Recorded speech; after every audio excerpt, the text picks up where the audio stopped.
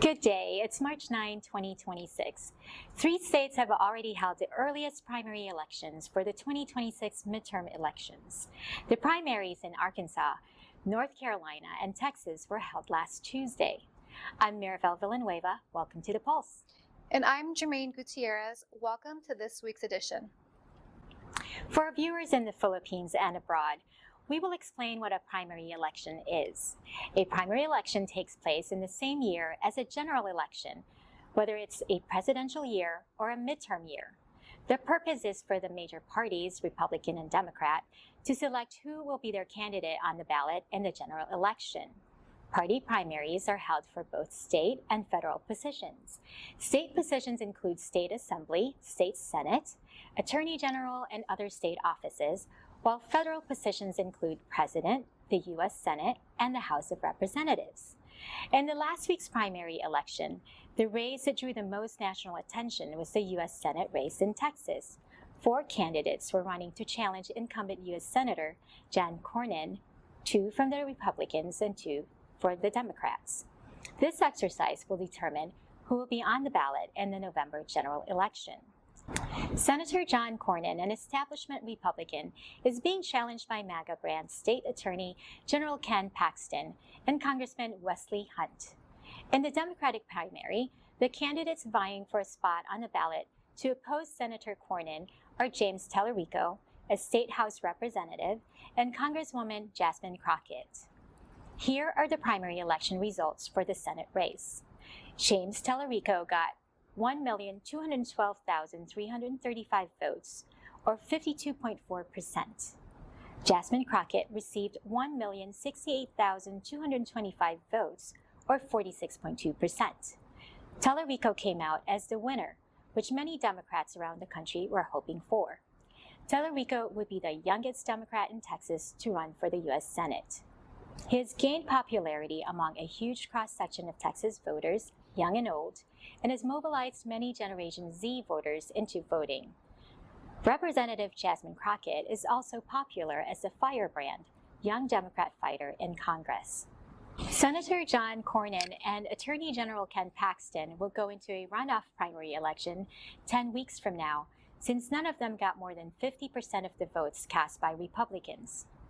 Last week's primary election was exciting for the Democrats as a chance for Democrats to finally flip a Senate seat in Texas.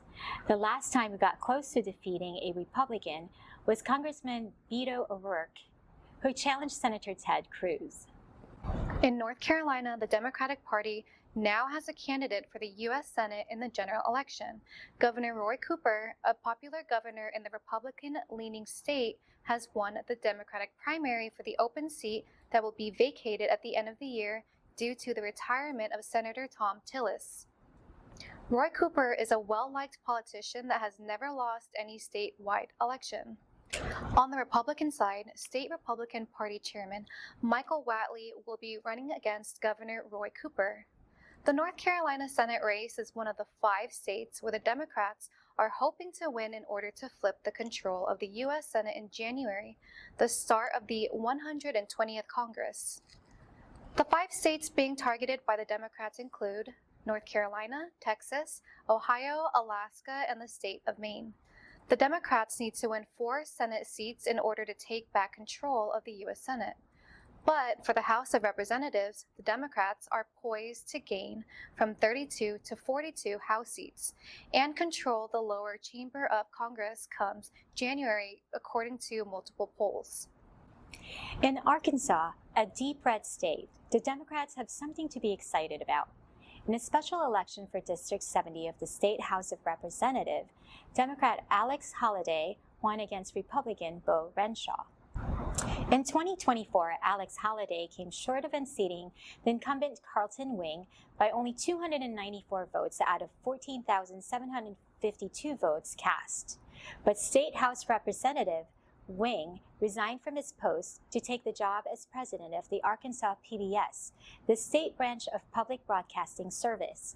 This trend since 2025, where Democrats were winning special elections in traditionally Republican-led states, appears to continue, leading to the midterm elections, and is making the Republican Party nervous according to political analysts and observers. The U.S.-led war with Iran has caused utter chaos in the region. U.S. and Israeli bombing, which caused the death of Iran's supreme leader, Ayatollah Khamenei, last weekend, stranded hundreds of thousands of travelers from different parts of the world, including thousands of Americans. Airports were closed after Iran retaliated with missile attacks on Dubai, Bahrain, and Qatar, where U.S. military installations are in the region. The U.S. Congress did not approve the war in Iran, and congressional members from both parties are unlikely to approve any war powers to Donald Trump, according to reports from multiple media outlets. By early last week, gasoline prices worldwide had spiked due to fears of a supply interruption after Iran closed the Strait of Hormuz, through which about 25% of the world's seaborne oil supply passes.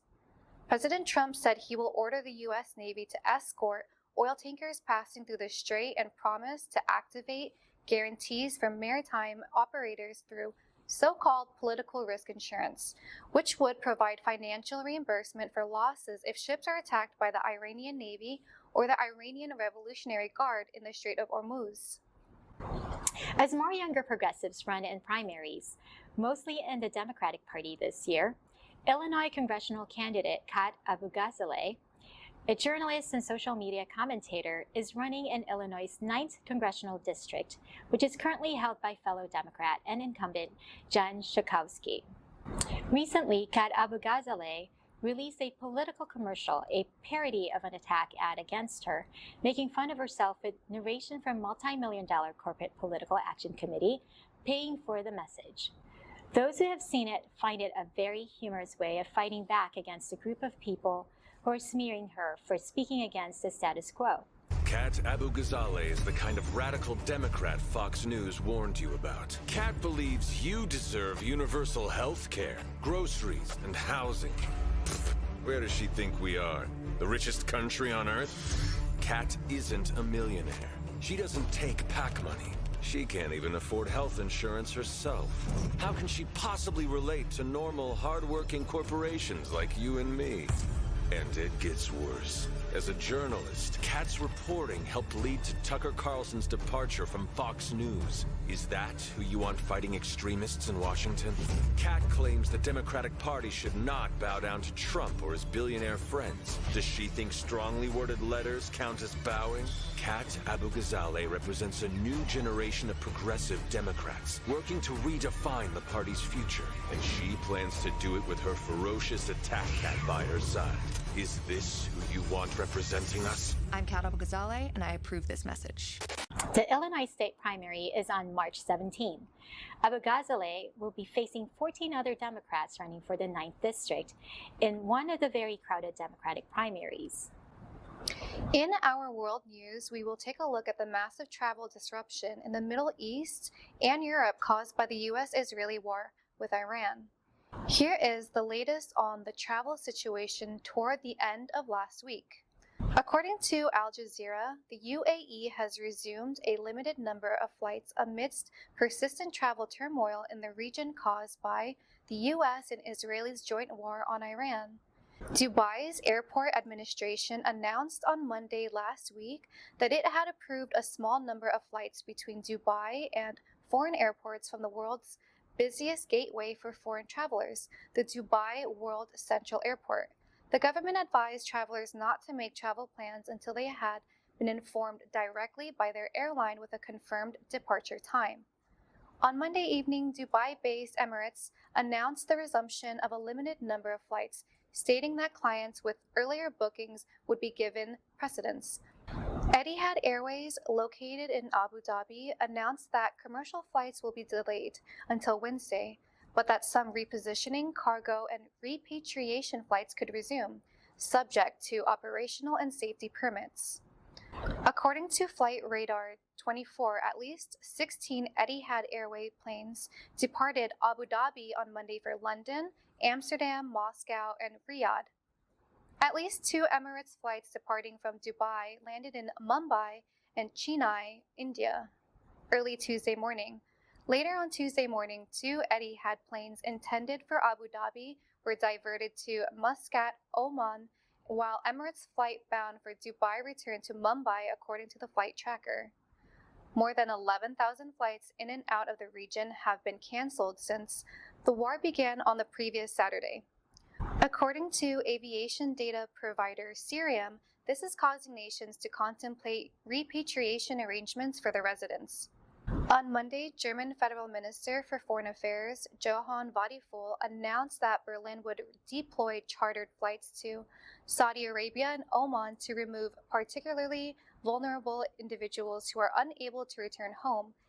Stanton, an aviation analyst, stated that if the fight lasts more than a few weeks, the airline industry may suffer long-term consequences, particularly if major routes become unviable and insurers and regulators hike operating costs. In a report from The Guardian, the largest Middle Eastern carriers have said they will not resume planned flights until at least Thursday last week as the U.S.-Israeli war on Iran continues, dashing hopes for a quick return to normal air travel after the first repatriation aircraft left the United Arab Emirates.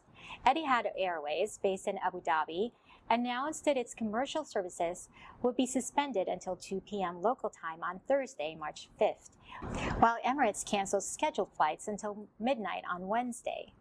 Qatar Airways said it would provide another update as things develop, but its airspace has remained restricted to all aircraft. Travelers stranded by the escalating war began leaving the UAE on a limited number of evacuation flights on Monday, as governments around the world scrambled to remove their residents from the area. There are thousands of Americans still stranded in the region, and some of them are Filipino Americans who like Dubai as their recreational playgrounds. It is the favorite destination for those who don't mind spending for a luxurious vacation. There are thousands of Filipinos OFWs in the region, but these are not the ones being evacuated. Most of them are staying for the job unless their locations have been subjected to bombings and jobs are lost, according to our Filipino community sources in the Middle East. According to Maura Namdar, the U.S. State Department's Assistant Secretary for Consular Affairs, U.S. individuals should leave utilizing accessible commercial transportation due to safety risks. The United States has not yet planned its own evacuation flights. Yvette Cooper, the UK Foreign Secretary, announced on Tuesday that 130,000 British nationals had registered their presence in the region, with approximately 300,000 British citizens in the Gulf being countries targeted by Iran. Around 24,000 Australian citizens are also in the Middle East, with others stuck en route. The Gulf has emerged as a significant connecting point for flights between Australia and Europe, with analysts predicting a substantial increase in long-haul fares in the near future. We're going to take a commercial break. Please stay with us for an interview with Mindy Lloyd, a Filipino-American who is running for the Clark County Board of Commissioners, when we come back.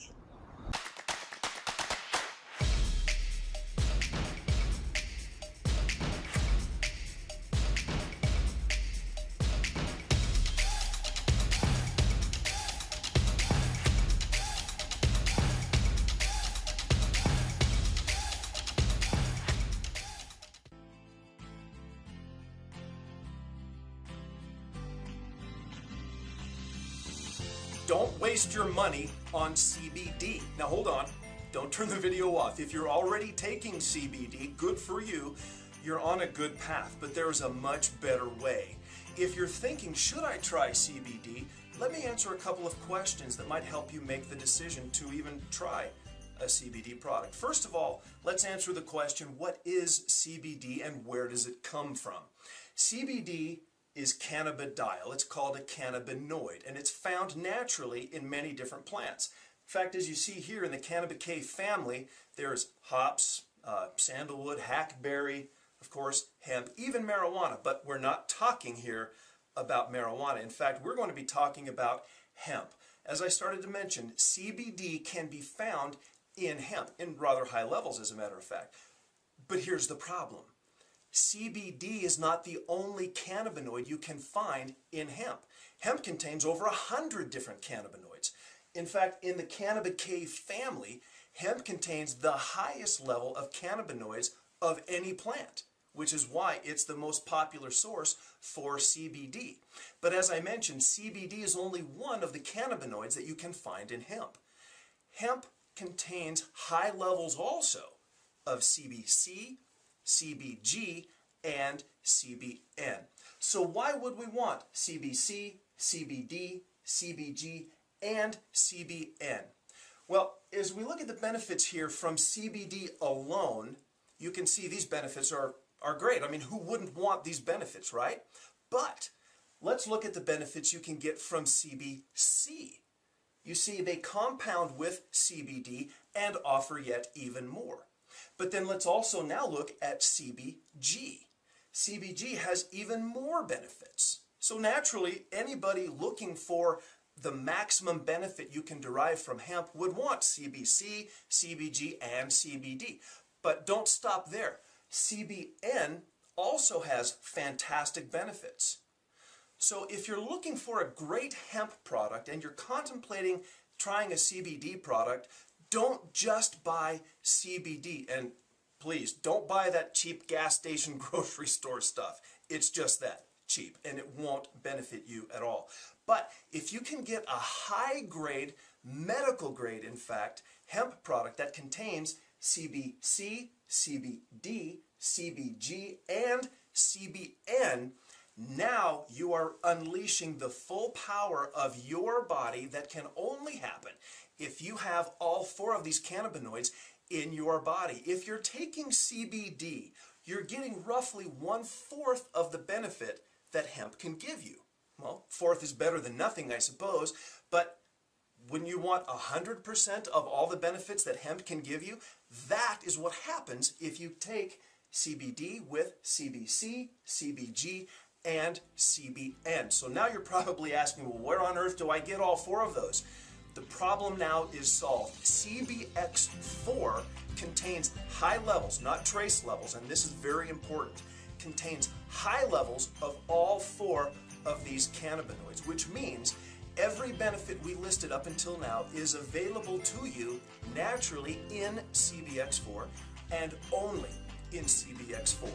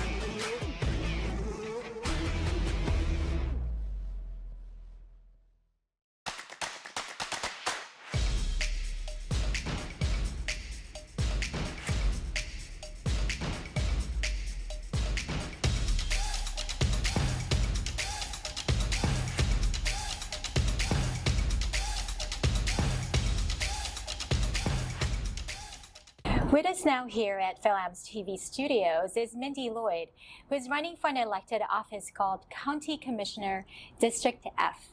This position is equivalent in other states as member of the Board of County Supervisors. Mindy, welcome to the polls. Thank you for having me. Yeah. Before we go into our questions, please tell our viewers about yourself, your professional background. My name is Mindy Lloyd, and I am a proud Filipina, Democrat nominee for the Clark County District F position.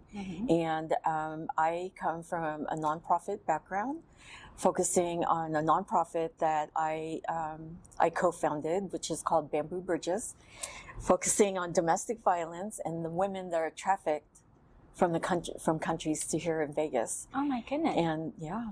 Bamboo Bridges. Mhm. And what is behind that name? So bamboo, is resilient, right? And bridges is everything that correlates to everything that you are dealing with when you're impacted with those issues. Wow, Yeah. that's amazing. Yeah. Okay. And the other nonprofit is Injured Police Officers Fund, which I am a director of. And that is the Southern Nevada police officers, 10,000 police officers. And our mission is for families affected by injured or killed officers.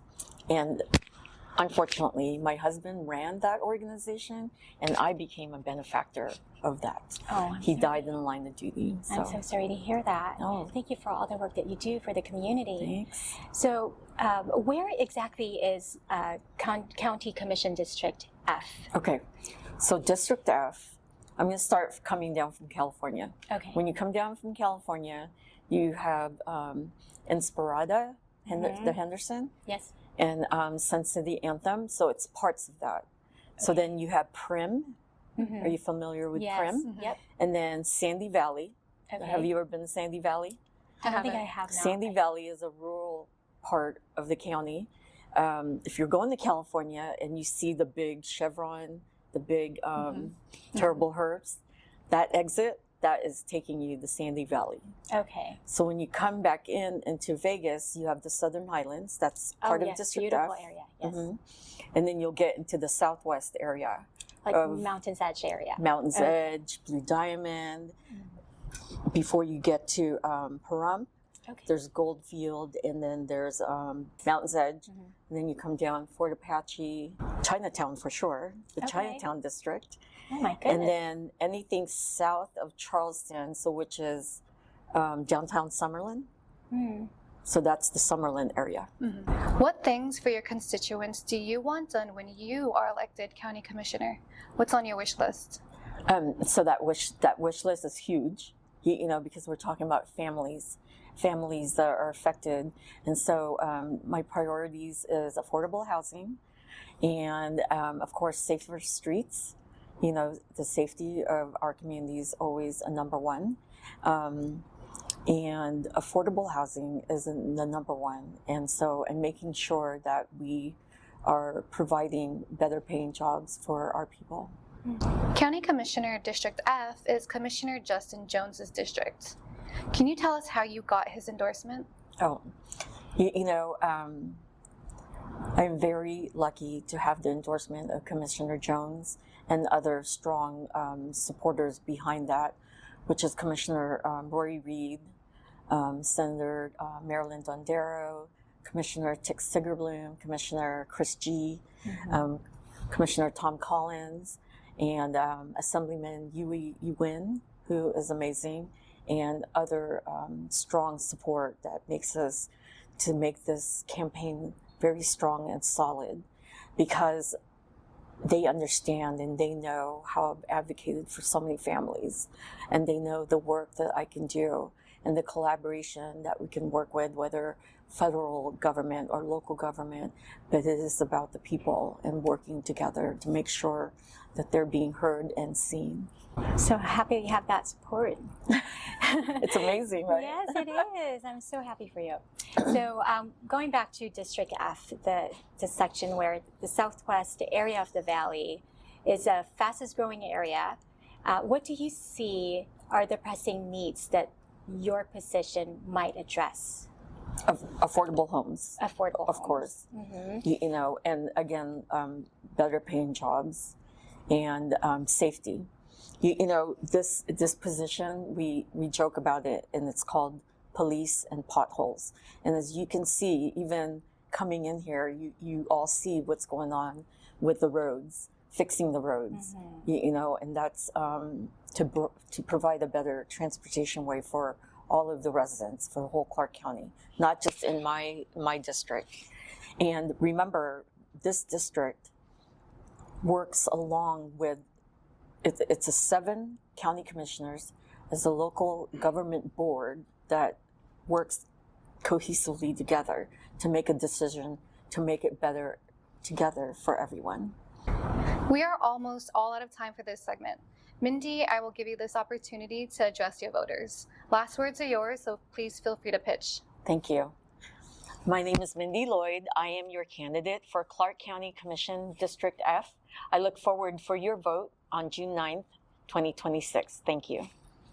Thank you. Ms. Mindy Lloyd, running for County Commissioner District F. Thank you for talking with us today, and good Thank luck you. on your race. And to our viewers, I'm Jermaine Gutierrez. Thank you for watching. And I'm Mirabel Villanueva. God bless your week.